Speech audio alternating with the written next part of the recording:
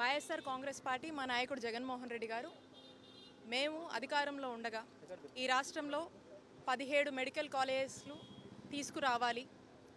ఈ రాష్ట్రంలోని ప్రజలు ఇతర రాష్ట్రాలకు వెళ్లకుండా ఇంకో సిటీస్ మీద ఆధారపడకుండా టెరిషరీ కేర్కి సంబంధించినటువంటి అన్ని వైద్య సేవలన్నీ కూడా ప్రతి ఒక్కరికి సామాన్య ప్రజలందరికీ కూడా ఉచితంగా నాణ్యమైన వైద్య సేవలు ఇవ్వాలనేటువంటి ఒక గొప్ప దృక్పథంతో మరి 17 మెడికల్ కాలేజెస్లు సుమారు 8,500 కోట్లు ఖర్చు చేస్తూ ఈ కాలేజెస్ని తీసుకురావాలని చెప్పి ఒక నిర్ణయం చేశారు.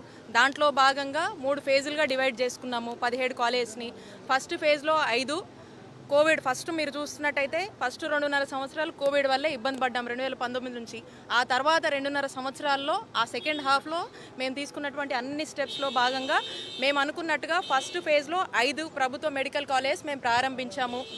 అవి ఫంక్షనింగ్లో ఉన్నాయి.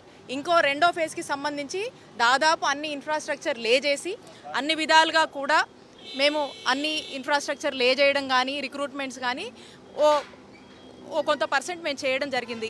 ఇంకో కొంత పర్సెంట్ ఏదైతే రిమైనింగ్ ఉందో అది ఈ కూటమి ప్రభుత్వం అధికారంలోకి వచ్చాక వాళ్ళు కూడా ఆ ఎఫర్ట్స్ కనుక పెట్టుంటే ఖచ్చితంగా ఆ సెకండ్ ఫేజ్ 5 మెడికల్ కాలేజ్ అందుబాటులోకి వచ్చేవి. మళ్ళీ అందులో చూస్తే పులివెందులకు 50 మెడికల్ సీట్లు వస్తే వద్దని చెప్పి కూటమి ప్రభుత్వం లెటర్ రాశారు. దౌర్భాగ్యం అది. అలాగే పాడేరుకి 50 సీట్లు వచ్చినాయి. అది ఇంకా కనుక ఎఫర్ట్స్ పెట్టుంటే అది 150 MBBS సీట్లు దానికి వచ్చేవి. తర్వాత థర్డ్ ఫేజ్కి సంబంధించినటువంటి 7 కాలేజీలు మేము అనుకున్నాము. ఈ థర్డ్ ఫేజ్కి సంబంధించినటువంటి దాని గురించి మేము మా హయాంలో కావాల్సినటువంటి పనులు ఆ టైంలో అవసరమైనంత వరకు పనులు మేము చేస్తున్నాము. కానీ కూటమి ప్రభుత్వం అధికారంలోకి వచ్చాక మరి చంద్రబాబు నాయుడు గారు ఏం డైరెక్షన్ ఇచ్చారో ఏంటో కానీ ఎక్కడికక్కడ వైఎస్ఆర్ కాంగ్రెస్ పార్టీ హయాంలో ఏవైతే పనులు జరిగాయో అక్కడికి వీళ్ళు అధికారంలోకి వచ్చాక ఒక్క ఇటుక కూడా ఇటు తీసి అటు వేయడానికి వీల్లేదు, ఎక్కడికక్కడ ఆపేయండి అని చెప్పి వాళ్ళే ఇంటర్నల్గా లెటర్స్ పెట్టుకొని లెటర్స్ రాసి ఆ కన్సర్న్ ఎస్సీ ఆయా జిల్లాల్లో ఉన్నటువంటి మెడికల్ కాలేజ్ పనులు ఆపేయమని చెప్పి ఇన్స్ట్రక్షన్స్ ఇచ్చారు. దానివల్ల మేము చేసిన తర్వాత వీళ్ళు ఎక్కడ కూడా వీళ్ళు వచ్చాక ఇంత కూడా పని చేయలేదు, ఆపేశారు. మేము 5 తీసుకొచ్చి 5 ప్రారంభించాము. ఇంకొక 5 కాలేజ్ సంబంధించి అన్ని ఇన్ఫ్రాస్ట్రక్చర్ లే చేసాం. కొంత వీలు చేసి ఉంటే అవి అందుబాటులోకి వచ్చాయి.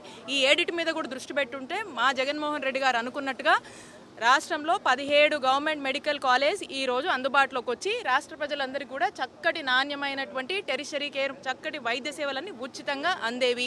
అలాగే ఈ రాష్ట్రంలో ఏవైతే పేద విద్యార్థులు ఎవరైతే డాక్టర్ చదువులు చదవాలనుకొని ఆశపడ్డారో కలలు కన్నారో వాళ్ళందరూ కూడా చక్కగా మన రాష్ట్రంలో వైద్య విద్య అభ్యసించి డాక్టర్ చదువులు చదివి వాళ్ళంతా కూడా ఈ రాష్ట్రంలో అక్కడ ఉన్నటువంటి హాస్పిటల్స్లో సేవలు అందించాలనుకున్నారు. అలాగే కావాలంటే వాళ్ళకి ఏమైనా ఆపర్చునిటీస్ వస్తే ప్రపంచానికి కూడా వాళ్ళు సేవలు అందించే విధంగా అలాంటి వరల్డ్ క్లాస్ ఫెసిలిటీస్తో ఈ మెడికల్ కాలేజ్ ఏర్పాటు చేయాలనుకున్నాము. ఈ యొక్క ఆలోచనతో ముందుకు వెళ్తే మరి ఈరోజు ఈ కూటమి ప్రభుత్వం ఇవన్నిటినీ కూడా పక్కన పెట్టేసి పేదవాడి ఆరోగ్యాన్ని గాలికి వదిలేసి వైద్య విద్య అభ్యసించాల్సినటువంటి విద్యార్థుల భవిష్యత్ని కూడా ఏమాత్రం దృష్టిలో పెట్టుకోకుండా ప్రైవేటైజేషన్ అని చెప్పి మొండిగా మొనోపోలీగా ముందుకు వెళ్తుంది. దీన్ని వ్యతిరేకిస్తూ దీన్ని ప్రొటెస్ట్ చేస్తూ గత కొద్ది రోజులుగా కూడా మేము వైఎస్ఆర్ కాంగ్రెస్ పార్టీ ప్రజల పక్షాన విద్యార్థుల పక్షాన వైద్య విద్య చదవాలనుకున్న విద్యార్థుల పక్షాన ప్రొటెస్ట్ చేస్తున్నాము. మేము ఇంకా ప్రొటెస్ట్ చేస్తాము. ఖచ్చితంగా రేపు వైఎస్ఆర్ కాంగ్రెస్ పార్టీ అధికారంలోకి వచ్చాక మళ్ళీ మీరు ప్రైవేటైజేషన్ చేస్తున్న కూటమి ప్రభుత్వం ప్రైవేటైజేషన్ చేస్తున్నటువంటి ఈ మెడికల్ కాలేజ్ అన్నిటినీ కూడా మళ్ళా తిరిగి ప్రభుత్వ రంగంలోనే కొనసాగిస్తాము. ఈ ప్రొటెస్ట్లో భాగంగానే రేపు జగన్మోహన్ రెడ్డి గారు ఎల్లుండి నర్సీపట్నం వచ్చి అక్కడ ఉన్నటువంటి మెడికల్ కాలేజ్ దగ్గర ఈ యొక్క ప్రొటెస్ట్ని ప్రజల యొక్క బాధని పేద ప్రజలకు అందాల్సినటువంటి వైద్యం పట్ల ఈ కూటమి ప్రభుత్వం చూపిస్తున్నటువంటి చిన్న చూపుని కూటమి ప్రభుత్వంకి లేనటువంటి బాధ్యతని గుర్తు చేస్తూ ప్రజల పక్షాన నిలబడుతూ మరి మా యొక్క ప్రొటెస్ట్ని తెలియజేయబోతాం. మేడం మీరు ఎన్ని ధర్నాలు ఆందోళన చేసినా పీపీపీ మోడ్లోనే ముందుకు వెళ్తామని చంద్రబాబు పదే చెప్తున్నారు.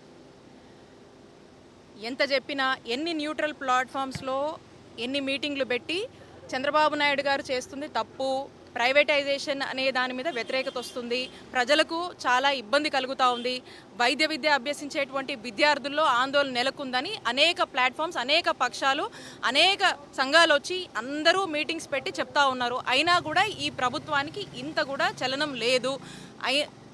అయినప్పటికీ కూడా మేము ఎక్కడా కూడా ఇదవ్వకుండా మేము స్ట్రాంగ్గా ప్రజల పక్షాన్ని నిలబడి వైఎస్ఆర్ కాంగ్రెస్ పార్టీ ప్రజల గొంతుగ్గా నిలబడి పోరాడుతూ ఉంది. ఎంతవరకైనా సరే ఈ పోరాటం, అన్ని పోరాటాలు చేస్తాం, న్యాయ పోరాటం చేస్తాం, ప్రజా పోరాటం చేస్తాము, అన్ని రకాల పోరాటాలు చేసి కంటిన్యూస్గా ఈ ప్రభుత్వాన్ని మేల్కొనేలాగా మేము ఈ ప్రజల పక్షాన నిలబడి పోరాడతామని తెలియజేసుకుంటున్నాం. మేడం, జగన్ గారు ప్రతి టూర్కి ప్రభుత్వం ఆంక్షలు పెడుతుంది. రేపు నర్సపట్నానికి కూడా ఆంక్షలు పెట్టే అవకాశం వస్తుంది.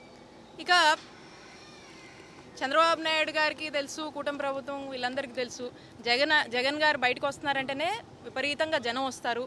ఖచ్చితంగా ఎక్కడికెక్కడ వాళ్ళు పెట్టాల్సినటువంటి ఆంక్షలు పెడుతూ వస్తున్నారు. ప్రతి కార్యక్రమంలో పెట్టారు. ఎక్కడికి వచ్చినా, ఏ జిల్లాకు వచ్చినా కూడా, ఎందుకంటే ప్రజలు విపరీతంగా వస్తారు. ఆ టూర్ సక్సెస్ అవుతుంది. వైఎస్ఆర్ కాంగ్రెస్ పార్టీ పట్ల ప్రజలకు సానుభూతి పెరుగుతూ ఉంది. ఎందుకంటే మీరు చూసినట్టయితే గతంలో ఎన్నడూ లేదు, ఇంత షార్ట్ స్పాన్ ఆఫ్ పీరియడ్లో ఏ గవర్నమెంట్కి కూడా ఇంత వ్యతిరేకత రాలేదు. ఈరోజు చంద్రబాబు నాయుడు గారి మీద, కూటమి ప్రభుత్వం మీద వచ్చినటువంటి వ్యతిరేకత ఎవరు రాలేదండి రోడ్ల మీదకి?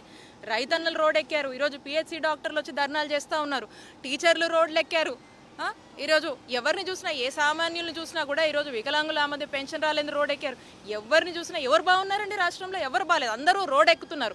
సో రోడ్ ఎక్కుతున్నారు కాబట్టి ఈరోజు జగన్మోహన్ రెడ్డి గారు వస్తే వాళ్ళ యొక్క బాధల్ని చెప్పుకుందామని చెప్పి వాళ్ళు స్వచ్ఛందంగా వచ్చి జగన్మోహన్ రెడ్డి గారికి చెప్పుకుందాము, ఈయనైతే మాకు మా బాధలు అర్థం చేసుకుంటారని చెప్పి వస్తున్నారు. సో దీన్ని తట్టుకోలేక, ఈ జన సమూహాన్ని ఓర్చుకోలేక, తట్టుకోలేక జగన్మోహన్ రెడ్డి గారికి వస్తున్నటువంటి ఆదరణని, ఈ పార్టీకి, వైఎస్ఆర్ కాంగ్రెస్ పార్టీకి వస్తున్నటువంటి గ్నాఫ్ని కంట్రోల్ చేయడానికి అనేక ఆంక్షలు పోలీసుల్ని ప్రయోగించి రకరకాలుగా చేస్తున్నారు. బట్ ఏదేమైనప్పటికీ, ఎన్ని ఆంక్షలు ఉన్నప్పటికీ జగన్మోహన్ రెడ్డి గారిని టూర్ని ఎవరూ ఆపలేరు. అట్ ది సేమ్ టైం వచ్చేటువంటి ప్రజల్ని, స్వచ్ఛందంగా వచ్చేటువంటి ప్రజల్ని కూడా మీరు ఎన్ని ఆంక్షలు అడ్డంకులు పెట్టినా కూడా ఎవరూ ఆపలేరు.